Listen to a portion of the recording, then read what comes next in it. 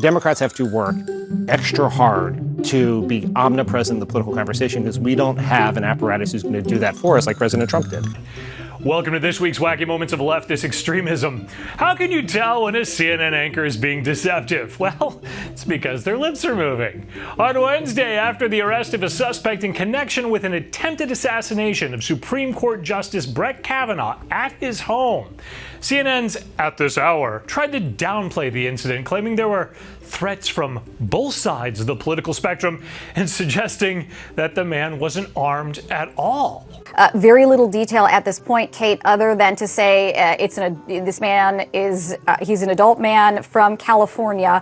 We don't yet know what the nature of the threat was. We don't know what language the threat was or what kind of weapon this man might have had, if he had one at all. You're not sure. Maybe you could just glance over at your on-air monitor and look at what the chyron has typed out below you. Or wait, you know what? Better yet, Whitney Wild, maybe you could read your own freaking Twitter feed from, about an hour before you gave your disinformation on the air.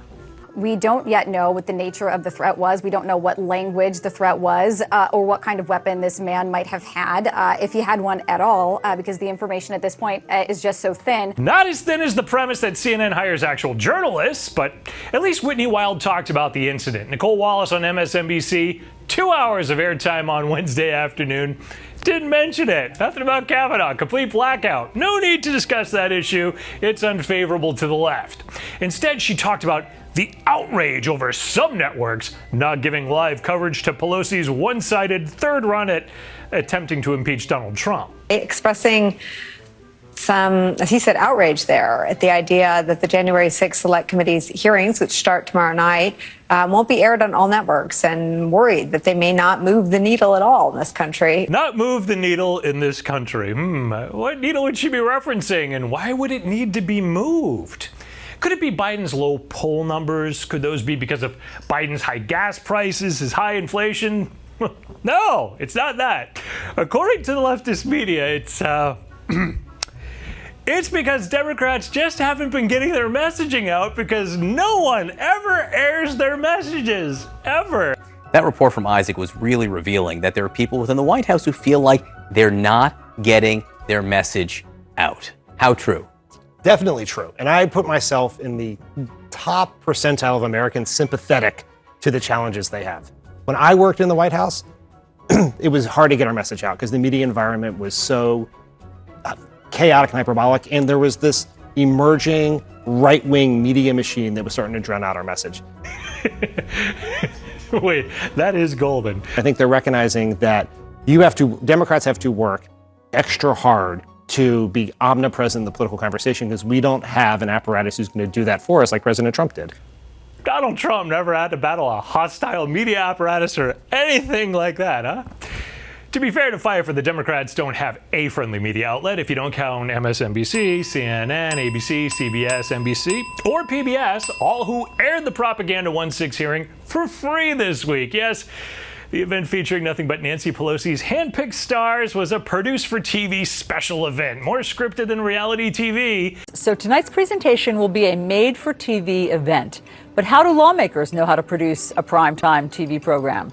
Joining us now is CNN Chief Media Correspondent Brian Stelter. Brian, how are they doing this? Well, this has to be the opposite of a usual congressional hearing because even on C-SPAN, those can put people to sleep.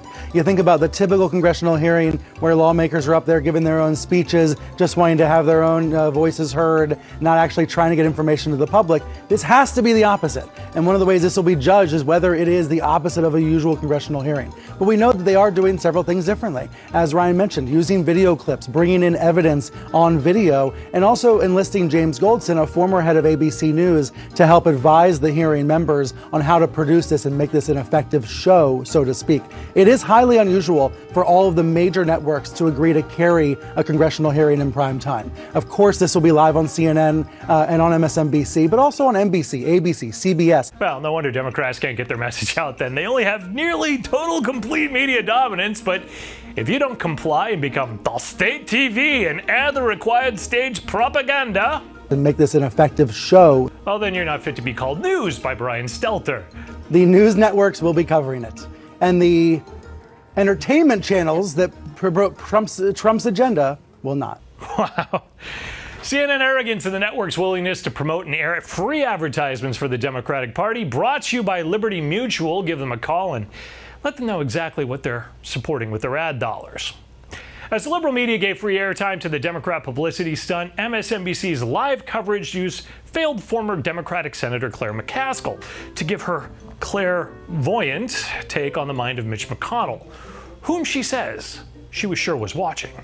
And I think he's hoping that the high gas prices and the inflationary pressures in our economy will be enough to make people forget and just want to change out the Democrats. That's it. Well, it's politics. And do you think it's successful? Take me to, I know we're out of time, but I have to, take me to Missouri. Take me to Missouri. That's your state tonight. Not people who are hard red or hard blue. Take me to your average family in Missouri. Are they watching? Well, first of all, no, most of them aren't. Oh, you didn't have to be clairvoyant to guess that last part, did you? I'm Eric Shiner for MRC-TV, asking you to head over to the MRC Store, pick up some great conservative gear there. Also, visit MRCTV.org for the latest in videos, blogs, and entertainment. Be sure to like, share, and subscribe to our videos. And if you're on the Rumble platform, hit the plus button, give us a rumble. We do like to get on that battle board. We'll be back next week with more leftist media madness.